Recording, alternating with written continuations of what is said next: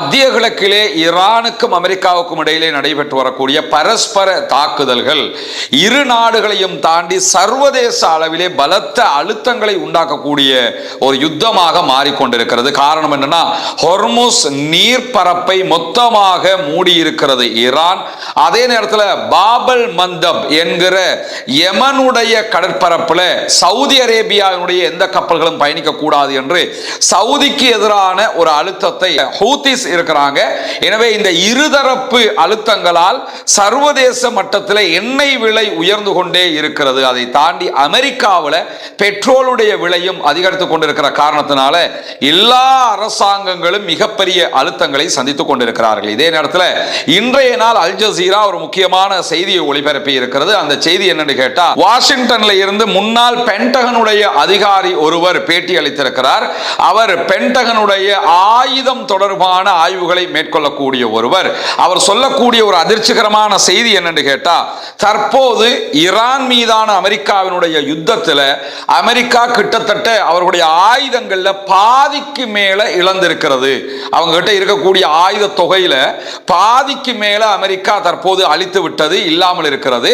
எனவே அவர்கள் மீண்டு வருவதற்கு இன்னும் 5 ஆண்டுகளாவது தேவைப்படும் என்கிறார் அந்த முன்னாள் அதிகாரி. அமெரிக்காவினுடைய நிலை ரொம்ப பரிதாபகரமான நிலையாக மாறிக்கொண்டிருக்கிறது என்று பேசக்கூடியவர், ஈரான் யுத்தத்தில் அமெரிக்கா அதிகமான ஆயுதங்களை பயன்படுத்தி கொண்டிருக்கிறது.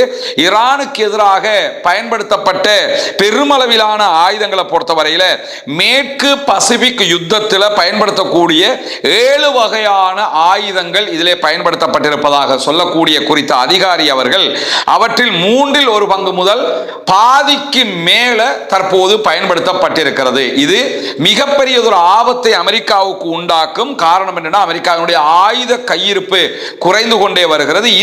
சீனா தற்போது தைவான் மீது தாக்குதல்களை தொடர்ந்தால் அந்த தாக்குதல்கள் மூலமாக அமெரிக்கா தைவானுக்கு உதவ முடியாத சூழல் ஏற்பட்டுவிடும். காரணம் என்னன்னா, அவங்க கிட்ட ஆயுத பற்றாக்குறை இருக்குது. அதை தாண்டி தற்போது இந்த யுத்தத்தில் அரபு நாடுகளை பாதுகாப்பதற்காக அமெரிக்கா தங்களுடைய வெளிநாடுகளில் இருந்த ஏவுகணை தடுப்பு சிஸ்டங்களுக்கு பயன்படுத்தக்கூடிய ஏவுகணைகளை எல்லாம் கொண்டு வந்து அரபு நாடுகளில் இறக்கி இருக்கிற காரணத்தினால அவையெல்லாம் தற்போது பயன்பட்டு வரக்கூடிய காரணத்தினாலையும் எந்த நாடுகளில் இருந்து இந்த ஏவுகணைகள் அவங்க கொண்டு வந்தாங்களோ அந்த நாடுகள் தற்போது பாதுகாப்பில்லாத சூழலுக்கு தள்ளப்பட்டிருக்கின்றன. எனவே சீனா இப்ப நினைச்சாங்கன்னா தைவான் மேல அட்டாக் பண்றதுக்கு அமெரிக்காவால ஒன்றும் பண்ண முடியாது.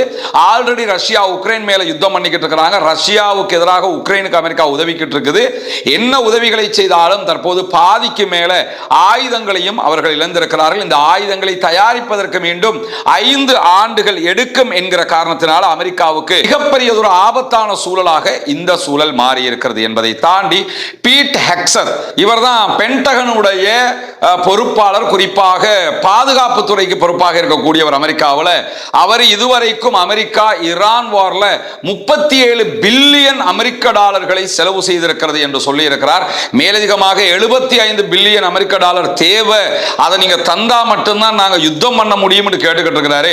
அதற்கு இன்னும் அமெரிக்கா அனுமதி கொடுக்காத சூழலும் தற்போது உருவாகி இருக்கிறது. எனவே அமெரிக்காவுக்கு ஒரு பெரிய பின்னடைவாக இந்த காலகட்டம் பார்க்கக்கூடிய நேரத்தில் கிர்கிஸ்தானில் நடைபெற்ற ஷாங்காய் உச்சி மாநாட்டில் பங்கெடுத்திருக்கிறார் ஈரானுடைய ஃபாரின் மினிஸ்டர் அப்பாஸ் அராக்சி.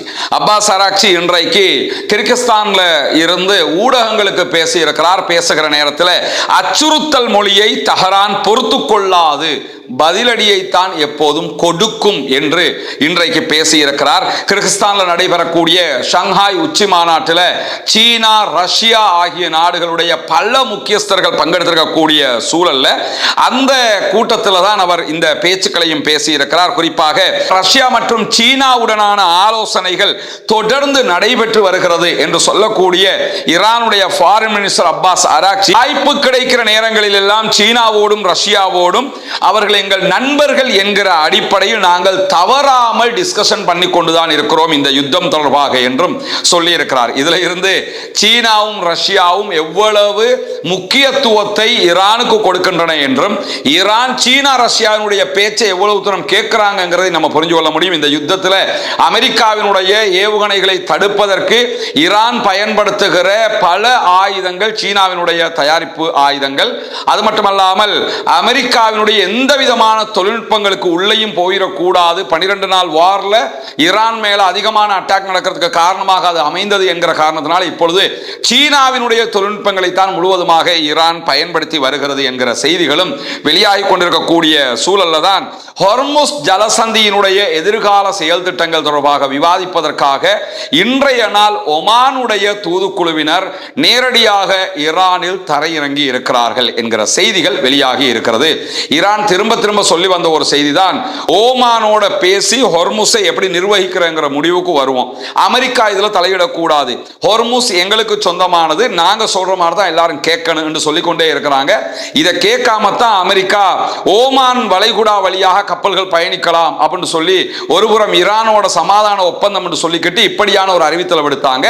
அதற்கு எதிராகத்தான் கப்பல்களை தாக்க ஆரம்பித்தது ஈரான். இப்பொழுது முழுவதுமாக கப்பல் போக்குவரத்து ஹொர்முஸ்ல ஜீரோவாக நிற்கக்கூடிய சூழல்ல இதை அடுத்த கட்டம் கொண்டு போகணும்னா ஒரே வழிதான் இருக்குது. அது என்ன வழின்னு கேட்டா, ஓமானியர்களை வைத்து ஈரானோடு பேசுவது. எனவே அமெரிக்கா ஓமான் வழியாக தற்போது கெஞ்ச ஆரம்பித்திருக்கிறது என்றுதான் புரிந்து கொள்ள வேண்டும். ஏன்னா ஓமானுக்கும் ஈரானுக்கும் இடையில ரொம்ப நெருங்கிய தொடர்புகள் இருக்கிறது. அந்த தொடர்புகளை பயன்படுத்தி தான் தற்போது ஓமானை விட்டு பேசுவதற்கு தயாராகி இருக்கிறது அமெரிக்கா என்பதை புரிந்து கொள்ள முடியும். இந்த பிரச்சனைக்கு ஓமானும் ஈரானும் தான் முடிவு கட்ட வேண்டுமே தவிர அமெரிக்காவால் எந்த முடிவையும் கட்ட முடியாது என்பதால் தற்போது அமெரிக்கா நேரடியாக களமிறங்கி ஒன்னும் சாதிக்க முடியல, ஓமான் வழியாக பேசி பார்ப்போம் என்கிற இடத்திற்கு வந்திருக்கிறார்கள் என்கிற செய்திகளுக்கு மத்தியில தான் வாஷிங்டன்ல செவ்வாய்க்கிழமை அமெரிக்க அதிபர் டொனால்ட் ட்ரம்பை இஸ்ரேலிய பிரதமர் பெஞ்சமின் நெத்தன்யாகு சந்திக்கிறார் என்கிற செய்திகள் வெளியாகி இருக்கிறது.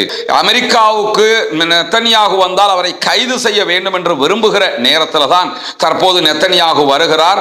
அவரை கைது செய்வதை விடுத்துவிட்டு அமெரிக்க அதிபர் செங்கம்பல வரவேற்பு கொடுத்து அவரை சந்திப்பதற்கு ஏற்பாடு செய்து கொண்டிருக்கிறார் என்கிற செய்திகள் வெளியாகி கொண்டிருக்கக்கூடிய நேரத்தில் தான் அமெரிக்காவுக்கு போகிற பெஞ்சமின் நெத்தன்யாகு அமெரிக்காவினுடைய மரணித்த செனட்டர் லின்சே கிரஹாமினுடைய இறுதிச் சடங்கிலும் பங்கேற்பார் என்று சொல்லப்படுகிற லின்சே கிரஹாமை பொறுத்தவரையில் திரும்ப திரும்ப இஸ்ரேலுக்கு ஆதரவாகவும் காசாவில் அப்பாவி பொதுமக்களை இஸ்ரேல் கொன்று குவித்ததை நியாயம் என்று பேசி வந்த உலகத்தின் நம்பர் 1 இனவாதிகளில் ஒருவராக இருந்தவர். அவர் செத்துப்போன காரணத்தினால் அவருடைய இறுதி நிகழ்வுகளையும் பங்கெடுப்பதற்காகத்தான் பெஞ்சமின் நெத்தன்யாகு தற்போது அமெரிக்கா செல்கிறார் என்கிற செய்திகள் வெளியாகி இருக்கக்கூடிய சூழல்ல தான் இந்த சந்திப்பு நடைபெறுகிற செய்திகளும் வெளியாகி இருக்கிறது. இந்த நிலையில ஈரான்ல இருந்து ஏவப்பட்ட 7 ஏவுகணைகளையும் 6 ஆளில்லா விமானங்களையும் நாங்கள் தடுத்திருக்கிறோம் என்று இன்றைக்கு ஜோர்டானுடைய ராயல் போர்சஸ் வெளியிட்டிருக்கக்கூடிய செய்திகள் வெளியாகி இருக்கிற அதே நேரம் இன்றைக்கு ஈரான் குவைத் மீது நடத்திய ஏவுகணை தாக்குதல்கள்ல குவைத்திலிருந்து அமெரிக்காவினுடைய ஒரு வெடிமருந்து குடோனே மொத்தமாக அளிக்கப்பட்டிருக்கிறது என்கிற செய்திகளுக்கு மத்தியில அமெரிக்காவினுடைய படையினருக்கு மத்தியில உயிரிழப்புகளும் ஏற்பட்டிருக்கிறது என்கிற செய்திகளும் வெளியாக இருக்கு. ஏன்னா வெடிச்சு சிதறியது வெடிமருந்துகளை குண்டுகளை சேமித்து வைக்கக்கூடிய ஒரு குடோன், அதுல ஒர்க் பண்ணின அமெரிக்காவினுடைய போர்சஸும் கொல்லப்பட்டிருக்கிறார்கள் என்கிற செய்திகளுக்கு மத்தியில தான் குவைத்தில் இருக்கக்கூடிய அமெரிக்காவினுடைய கேம்ப் உதைரியில் இருக்கக்கூடிய அமெரிக்காவின் உபகரண கிடங்குகள் மீது தாக்குதல்களை நடத்தி இருக்கிறது ஈரான். அதே போன்று கேம்ப் தோஹா, கேம்ப் அரிஃப்ஜான் உள்ளிட்ட பகுதிகள் மேலேயும் இன்றைக்கு குவைத்திலே பல தாக்குதல்களை ஈரான் நடத்தி இருக்கக்கூடிய செய்திகள் வெளியாக இருக்கு. இது எல்லாமே ஆளில்லா விமான தாக்குதல்கள், ட்ரோன் தாக்குதல்களாகத்தான் ஈரான் நடத்தி இருக்கக்கூடிய சூழல்ல பஹ்ரைன் மீது இன்றைக்கு நடத்தப்பட்டிருக்கக்கூடிய தாக்குதல்கள்ல ஷேக் ஈசா விமானப்படை தளத்தின் மீது தாக்குதல் மீண்டும் நடத்தப்பட்டிருக்கிறது. இது அமெரிக்கன் போர்சஸ் பயன்படுத்தக்கூடிய ஒரு விமானப்படை தளம். அதே போன்று ஷேக் ஈசா விமானப்படை தளத்தில் இருக்கக்கூடிய பெட்ரோல் பங்க் ஒன்று மேலையும் அட்டாக் பண்ணி இருக்கிறாங்க. பெட்ரோலியங்கள் சேமித்து வைக்கக்கூடிய கிடங்கு, அதன் மீதும் தாக்குதல்கள் நடத்தப்பட்டிருக்கு. இது எல்லாமே ஆளில்லா விமான தாக்குதல்களாக நடத்தப்பட்டிருக்கிற அதே நேரத்தில் மிக முக்கியமாக பஹ்ரைன்ல இருக்கக்கூடிய அமேசான் தரவு மையம் டேட்டா சென்டர் மேல ஈரானுடைய IRGC தாக்குதல்களை நடத்தி இருக்கிறது. டேட்டா சென்டருடைய ஒரு பெரும் பகுதியை நாங்கள் அளித்திருக்கிறோம் என்று சொல்லக்கூடிய IRGC அமெரிக்காவுக்கு உளவு தகவல்களை வழங்குகிறது. அமெரிக்காவினுடைய இந்த அமேசான் டேட்டா சென்டர், எனவேதான் அமேசான் டேட்டா சென்டர் மேல நாங்கள் அட்டாக் பண்ணி இருக்கிறோம் என்கிற செய்திகளை இன்றைக்கு IRGC வெளியிட்டிருப்பதை நம்ம பார்க்க முடியும். ஆனால் பஹ்ரைனோ அல்லது அமேசானோ இந்த செய்திகளை இதுவரைக்கும் உறுதிப்படுத்தவில்லை என்பதையும் நாம் புரிந்து கொள்ள வேண்டும். அதே போன்றுதான் இன்றைய நாளில் ஜோர்டான்ல இருக்கக்கூடிய மோஃபாக் சால்தி, அதாவது அல் அஷ்ராக் விமானப்படை தளத்தின் மீது தாக்குதல்களை நடத்தி இருக்கிறது ஈரானுடைய IRGC படைப்பிரிவு. இந்த தளத்தில் இருந்த அமெரிக்காவினுடைய ராணுவ தளத்தினுடைய பராமரிப்பு வசதிகள் மீது அட்டாக் பண்ணப்பட்டிருக்கிறது. அங்கு அமெரிக்கன் போர்சஸ் தங்குகிற இடங்கள் மீது தாக்குதல்கள் நடத்தப்பட்டிருக்கிறது.